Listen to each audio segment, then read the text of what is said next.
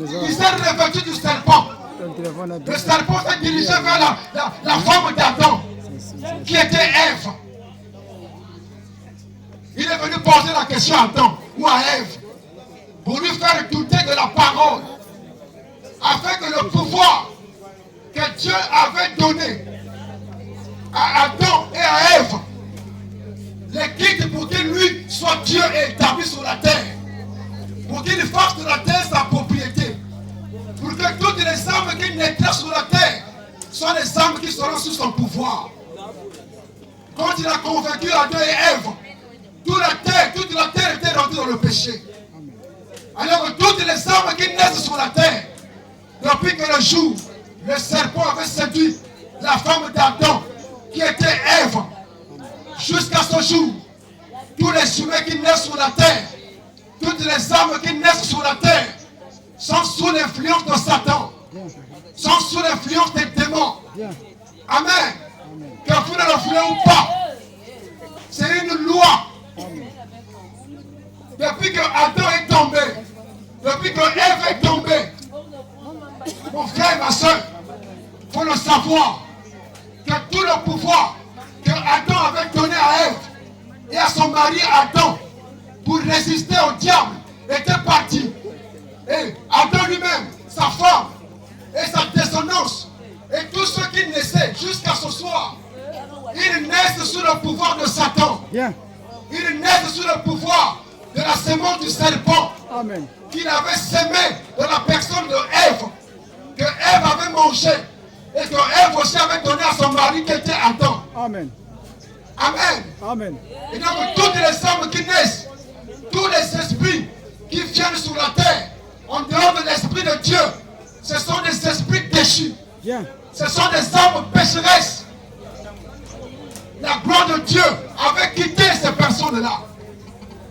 Aujourd'hui, tu ne peux pas encore être en communion avec ton Créateur.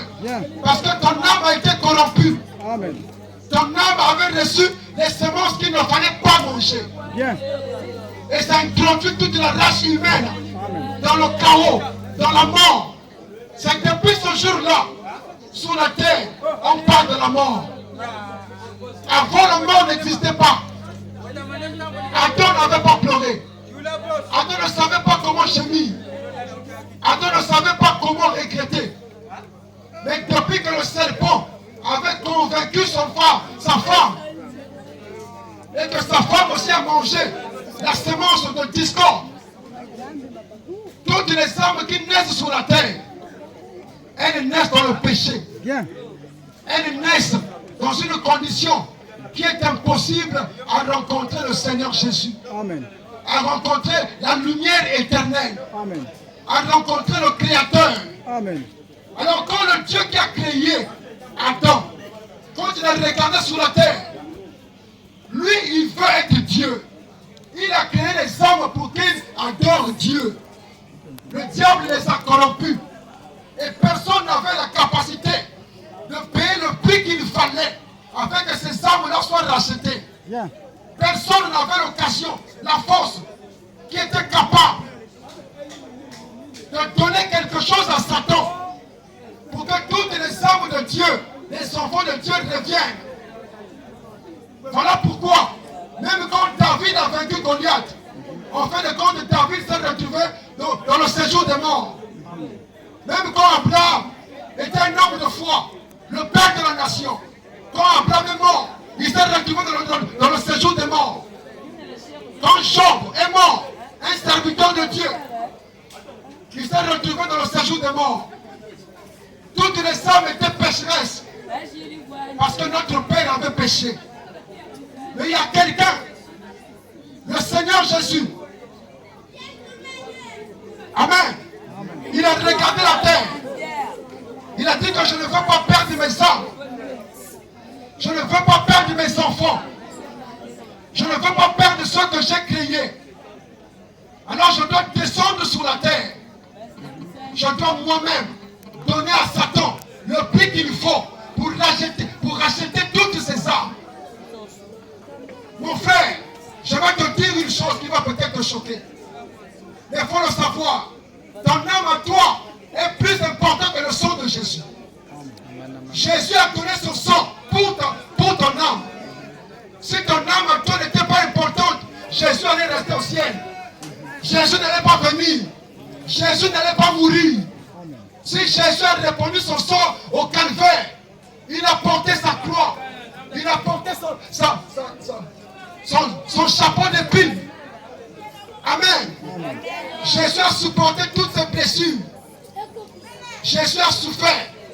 Jésus a pleuré. À chaque fois, il ne fallait que pleurer. Parce que les hommes pour qui il était venu, ces hommes-là ne l'ont pas reçu. Alors ça lui faisait très mal. Mais Jésus avait un objectif à atteindre. Jésus devait mourir. Parce que ton âme était importante pour lui. C'était pour donner à Satan le prix qu'il devait recevoir. Pour libérer toutes les âmes qu'il avait emprisonnées. Pour libérer toutes les âmes de ceux qui viendront. Alors Jésus a porté la croix. Jésus s'est sacrifié. Jésus a pleuré. Jésus a marché sur une montagne, étant même incapable de porter la croix. Un homme l'a été. Tout ça parce qu'il avait un objectif. C'était pour que toi tu sois sauvé. C'était pour que ton âme soit délivrée. C'était pour que ton âme reçoive la paix. Amen. Quand Jésus est monté à la croix, quand tout a été fait, son sang a coulé. Il a jeté un cri à la croix. Il a dit que tout est accompli. Le pouvoir que Adam avait perdu était maintenant entre les mains de Jésus. Et Jésus maintenant était capable de donner ça à tous ceux qui le croient, à tous ceux qui l'aiment et à tous ceux qui veulent faire sa volonté. Mon frère et ma soeur, et jusqu'à ce soir, le diable ne cesse pas de poursuivre. Pourquoi? Parce qu'il sait qu'avec ton âme, tu vas l'adorer. Parce qu'il sait qu'avec ton âme, tu vas faire sa volonté. Pose-toi la question. Pourquoi les démons te suivent? Pourquoi le diable Satan ne te lâche pas? Il y a quel intérêt ou quel rapport entre Satan et toi? Satan ne suit pas ta chair. Satan ne suit pas ton esprit. Mais Satan suit ton âme. Parce qu'il sait qu'avec ton âme, tu vas l'adorer. Voilà pourquoi les gens qui adorent le diable sont le savoir. La véritable adoration réside dans la parole de Dieu. La Bible dit que nous connaissons celui que nous adorons. Amen. Car il faut que celui qui adore Dieu l'adore en esprit et en vérité. Et il n'y a pas deux vérités. Il n'y a pas trois vérités. La vérité n'a pas de couleur. La vérité n'a pas de taille. La vérité n'a pas de forme. La vérité, c'est la personne du Seigneur Jésus. Et le Seigneur Jésus-Christ n'est pas plus grand que sa parole. Jésus-Christ est égal à la Bible. Jésus-Christ est égal à tout ce que la Bible dit. Pose-toi la question, mon frère, pourquoi le diable te suit? Qu'est-ce que tu avais volé du diable jusqu'à ce soir? Il ne te l'a jamais dit, mais il ne veut pas te lâcher. Pourquoi le péché ne te quitte pas? Pourquoi le mal ne te quitte pas? Pourquoi tous les jours, mon frère, ton cœur ne fait que méditer le mal? Le diable connaît le secret de la valeur de ton âme. Mon frère, ma soeur, c'est pour ton âme que Jésus est venu mourir à la croix. C'est pour ton âme que Jésus a fait le plus grand sacrifice. C'est pour ton âme que Jésus aussi te parle ce soir. C'est pour ton âme que Jésus te suit partout là où tu vas. C'est pour ton âme que Jésus te parle toujours. Jésus veut sauver ton âme, mon frère et ma soeur. Jésus a besoin de toi. Ne ramène pas seulement le corps. N'accepte pas seulement Jésus. Mais donne ta vie au Seigneur Jésus. Bientôt c'est la fin. Jésus va bientôt revenir. Tous les signes que vous voyez, tout ce que vous entendez, tout ce qui se fait sur la terre, ce sont les prophéties bibliques qui s'accomplissent du jour au lendemain. Amen. Quand un événement arrive sur la terre, prends le temps de consulter la Bible. Tu sauras que la Bible l'avait déjà dit. Amen. Et si la Bible était vraie pour les prophéties, la Bible aussi est vraie pour ce que tu dois faire.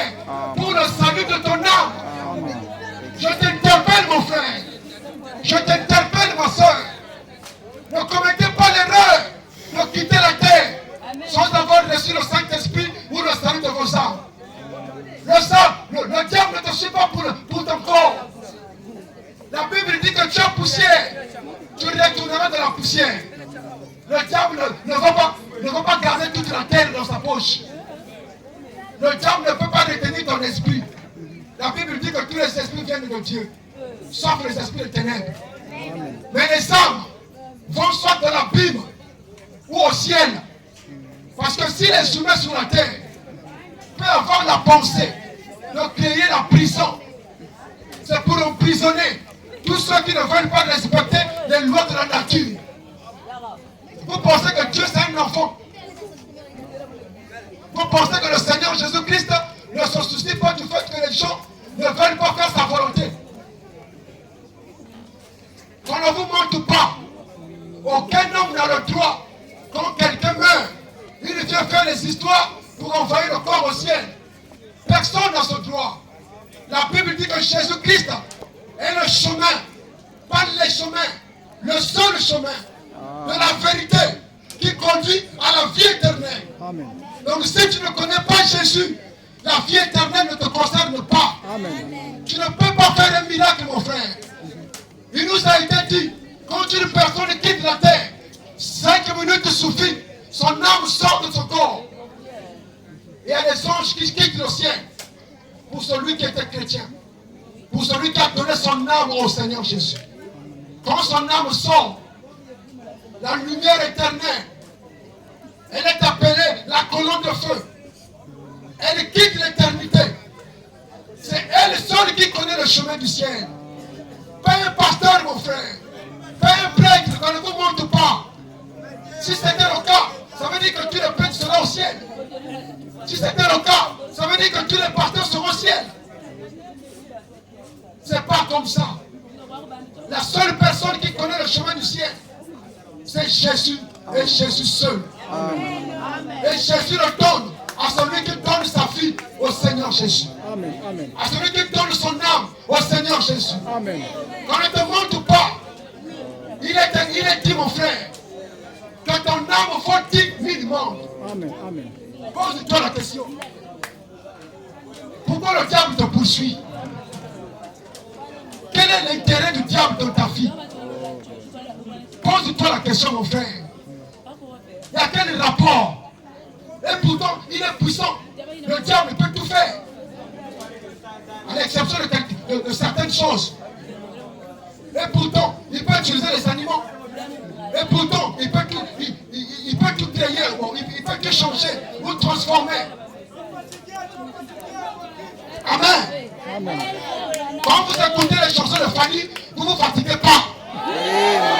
Ça montre qu'il y a quelque chose qui ne va pas. Mon frère, attention. Attention. Attention, mon frère. Ce soir, peut-être le dernier jour pour toi. Ne continuez pas à ramener à demain ce que vous êtes capable de faire ce soir. À chaque jour suffit sa peine, mon frère. Pendant que tu as trouvé l'occasion d'écouter la parole, donne ta vie au Seigneur Jésus. Ne regarde pas quelqu'un qui a côté de toi. Les songes que tu fais, tu es le seul qui le fait. Quand tu souffres, tu es seul, mon frère. Même à l'hôpital, tous ceux qui sont ici, mais tous ceux qui sont à l'hôpital, ne sont pas satisfaits parce qu'il y a un tel à l'hôpital. Chacun souffre pour sa propre douleur. Chacun souffre pour sa propre douleur. Quand tu as mal à la tête, tu penses à la tête. Quand tu as mal au pied, tu penses au pied. Il y a beaucoup de milliers de gens dans les hôpitaux, mais ils ne sont pas contents. Toi qui as trouvé grâce à Dieu d'écouter la parole ce soir, mon frère, donne ta vie au Seigneur Jésus. Jésus te cherche. Jésus te parle. Jésus a besoin de ton âme. Jésus veut te sauver. Jésus veut devenir ton ami. Jésus veut que tu sois capable qu'il descende et qu'il te parle. Il n'est pas écrit qu'il est impossible de voir Dieu. Il y a des gens qui voient Dieu. Il y a des gens qui voient le Saint-Esprit. Il y a des gens qui ont déjà vu la lumière. Mon frère, les maisons que tu vas construire, le nombre de pierres que tu vas prendre, le nombre de femmes que tu auras, le nombre d'argent que tu auras, ne va jamais résoudre la soif qui est dans ton cœur. Tous les humains ont la soif d'adorer Dieu. Ne tournez pas cette soif. Cherchez Dieu pendant qu'il se trouve. Cherchez Dieu pendant qu'il se trouve. Mon frère, demain peut-être trop tard. Demain peut-être trop tard. Pendant que tu as l'occasion, donne ta vie au Seigneur Jésus. Fils de Dieu, fille de Dieu, la même foi qui descendait dans le jardin d'Éden chaque soir pour chercher Adam, où es-tu? La même foi te parle ce soir. Fils de Dieu, où es-tu? Le temps est proche. Ton mari vient bientôt. Le Seigneur Jésus-Christ revient bientôt. Pose-toi la question. Qu'est-ce qu'il fait de toi, fils de Dieu? Tout le monde croit qu'il est fils de Dieu. Tout le monde croit qu'il est fils de Dieu. Mais vous ne vous posez pas la question. Qu'est-ce qu'il fait de vous un fils de Dieu? Judas aussi savait. Judas aussi croyait qu'il était fils de Dieu. Amen. Mais il était surpris de savoir que c'était lui que Dieu avait prédestiné pour commettre l'acte l'irréparable. Jusqu'à ce soir, Judas est de la Bible.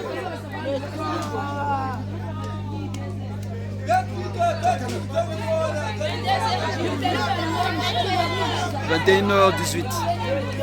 Amen. Je vais finir. On va prier.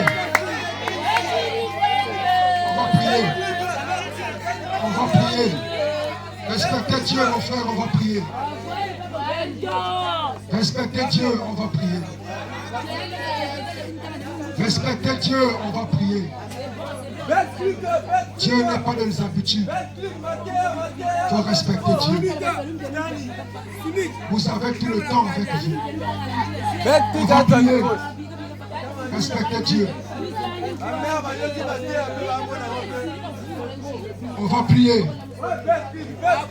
pour celui qui a écouté la parole de Dieu et qui veut donner sa vie au Seigneur Jésus. C'est sans argent, sans rien payer. Prends la décision, mon frère. Prends la décision, ma soeur. Jésus a besoin de toi. Jésus a besoin de ton âme. Nous allons prier.